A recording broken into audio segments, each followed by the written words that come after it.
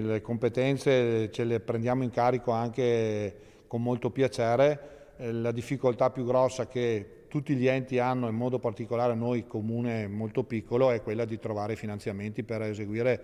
come dicevo, quella piccola manutenzione che permetta al lago di essere fruibile. Commenta così il vice sindaco di Arcugnano la recente iniziativa di portare il tema del lago di Fimon nel dibattito regionale, una proposta del consigliere Giacomo Possamai non ancora calendarizzata. Un segnale che sottolinea quanto mai sia necessario attribuire competenze e risorse economiche per poter programmare anche gli interventi più impegnativi di più ampio respiro. Questo ci fa molto piacere perché qualcuno prende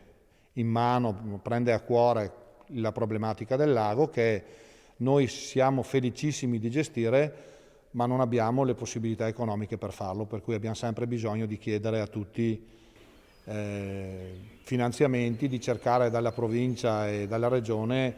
quei soldini che servono per il minimo che si riesce a fare. Con la bella stagione il Comune ha avviato importanti novità. Adesso stiamo finendo i lavori di sistemazione e ripristino di quello che era la casetta, il bar del lago, è stato oggetto di un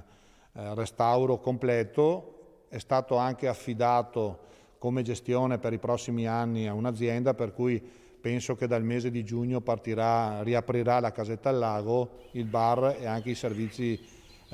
collaterali, cioè servizi per le